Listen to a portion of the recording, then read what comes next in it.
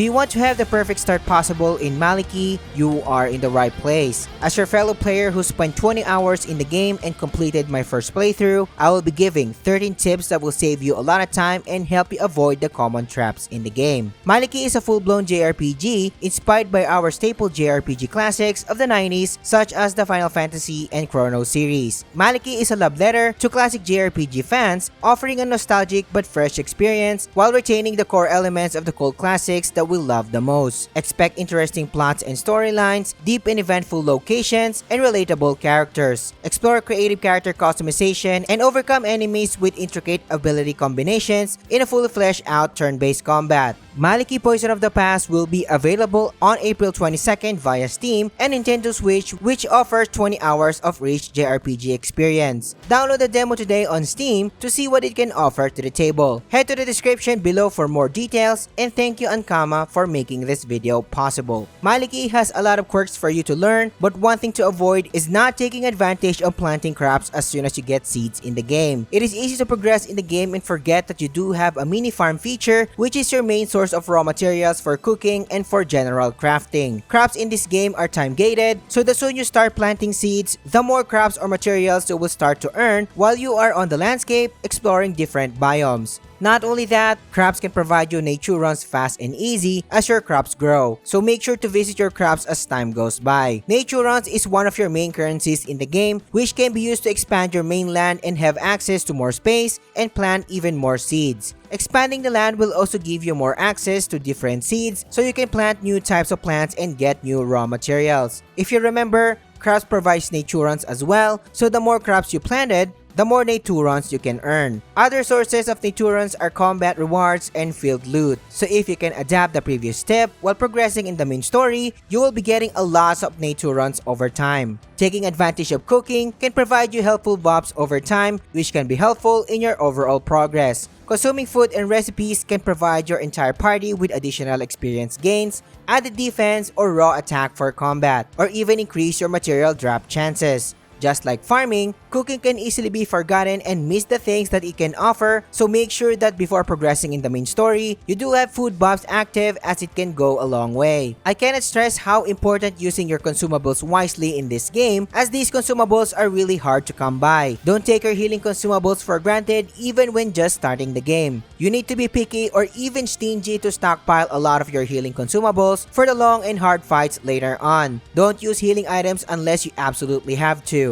There are a lot of ways to manage or sustain your party in combat, which I will dive into later on. This game offers decent to challenging fights, and I don't want you to be like me, not having enough consumables at the end game and making my experience way harder. If I just have enough healing items stockpiled, endgame boss fights could have been a lot easier. You can get consumables from rare plants from the field, which is very scarce at least in my experience, or from the special plants near the Tree of Life, which is the area where you expand your main hub. But the catch is that you will only be getting healing items every time you expand your hub, and that happens only when clearing a major biome, which is mostly hours apart. Tip number 5 is not disregarding NPCs as you progress in the game. Not only do NPCs give you vital information to complete a certain task, but some NPCs in the game can unlock special side quests that you can clear and get good rewards in return. Not only that, they can trade raw crafting materials with you in exchange for your crops, or other raw materials as well for your crafting needs. Important NPCs usually have their essential dialogues highlighted in blue, so take the time to talk to these NPCs and keep on the lookout for the said dialogue. Even though Maliki is not an open world game, each level has a decent size for you to explore. Aside from getting raw crafting materials as drops from enemies, there are a lot of raw materials that you can loot, scattered across each biome. Oftentimes, the ones that you can loot are rare materials that you can use to craft better equipment for your party. As mentioned, you can also get Naturons as loot in the field, so be on the lookout and take the time you need when exploring each biome. When exploring your main hub in the game, which is the domain, interacting with signs allows you to fast travel within it. I've discovered this way late in the game, so if you want to save a lot of time,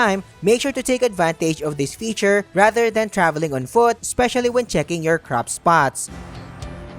Crafting plays a crucial role in this game, especially when clearing difficult levels or when fighting challenging bosses, just like in any JRPG. As I've mentioned, the main sources of raw crafting materials are enemy drops and item loot. This also applies to silo plates as well. Silo plates are your main material when upgrading crafted gear, so they can add more stats to the user. But silo plates are scarce at early game, so you need to manage it wisely, leading us to the next step. If you are getting value so far, subscribe to the channel. Liking and engaging in the comments helps me a lot. Join our Discord server and discuss role-playing games such as this, and I appreciate your support. But the main caveat is that your resources are limited, especially at early game, so it is important to know which equipment is good to craft and which ones to avoid. Starting with sand first, I cannot stress how good Lumberjack Boots is, and you will have access to it very early in the game. Its passive abilities, which gives normal element resistance, can go a long way. I barely take this off from sand since the majority of enemies in the game inflicts normal element, so these boots increases sand survival rate by a ton. You will be mitigating damage by a lot by just equipping this pair of boots, so you can never go wrong upgrading it as soon as you get your hands on it. In early to mid game, you can never go wrong upgrading the wool glasses for Fang, which allows her to be immune from main stats penalties such as resilience downs or speed down, which can mess up your party if left unchecked. This is a turn-based game, and speed penalties and other debuffs plays a crucial role to your success, and there are a handful of enemies that inflict the said status. Upgrading the Nerd glasses is also not a bad choice since Fang can take advantage of its added critical hit rate. She is one of the best damage dealers in this game. But as soon as you get the futuristic glasses, upgrade it as much as you can,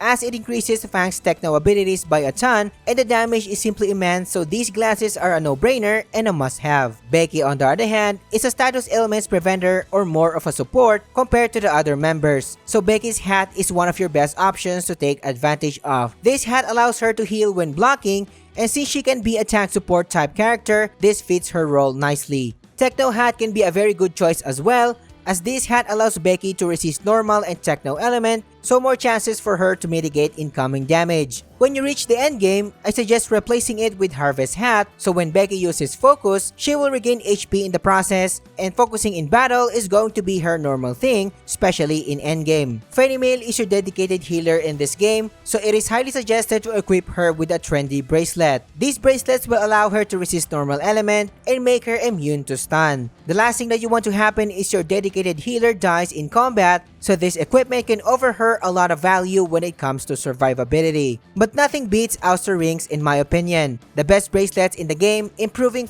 Mail's heals by a ton. The healing amount difference with or without the Ouster Ring is greatly noticeable. And the more burst heal you can do in combat, the lesser TP you consume. So do yourself a favor and max Ouster Rings as soon as you get your hands on it. Weapon modules, on the other hand, are a different story though. Essentially, it allows the user to inflict more status elements or penalties on enemies by dealing with completely different offensive attacks. This is on top of your regular skills and consumes focus points instead of TP.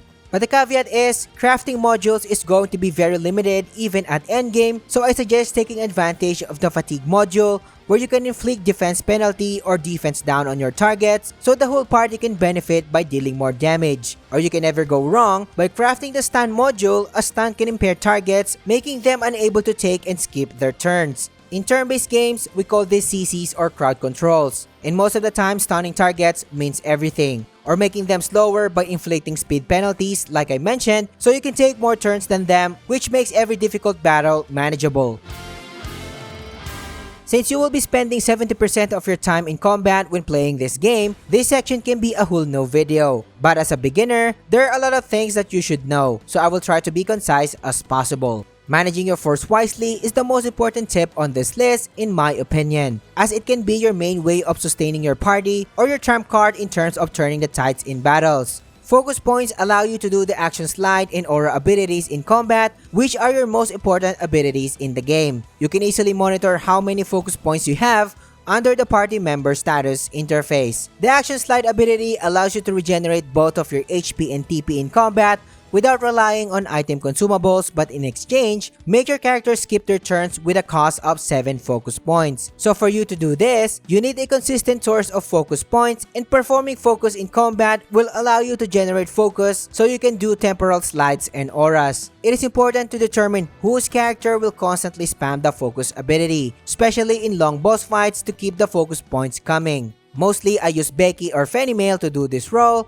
as they are the main supporting party members. Another tip is, if you find a character ineffective in combat because their element attacks are not effective against the target, make them a focus generator instead. The aura ability, on the other hand, costs 11 points but doubles a party member's turn, so they can perform more abilities on a single instance. This is a game changer, especially when exploiting enemy elemental weaknesses by performing strong elemental attacks twice in a row. Double turns or auras can also be beneficial when performing supportive or defensive abilities twice in a row, especially when a boss is about to do a hard-hitting attack, so making your party healthy with defensive buffs can offset the said attacks. The next tip is related to tip number 11, and tip number 13 is taking advantage of force healing tactic. Making this tactic a habit in combat can help you sustain your party longer between checkpoints. There are levels in this game that are longer compared to the others, so you will eventually run out of TP and not sustain your party if you don't do this tactic. Remember, we are saving consumables for the hardest fights, so it's not usually your option. Since general temporal slides can generate HP and TP, the force healing tactic prolongs the fight more than it needs to replenish all of your party members before ending the fight. For example, there's only one enemy left in a certain fight. Instead of ending the fight, generate focus points or use your excess focus points to generate HP and TP. Once your party is in a good shape, ending the fight and continue progressing. Maliki is a JRPG at its core, exploring staple JRPG elements and providing a challenging and fun experience as a whole. Mastering all of the tips that I gave you so far will give you the perfect start in the game. Thank you once again to Ankama for making this video possible, and to Blue Banshee for sharing their passion when developing this game. Don't forget to try the demo and see what Maliki offers to the table. Thank you for watching, and as always, I will catch you on the next one.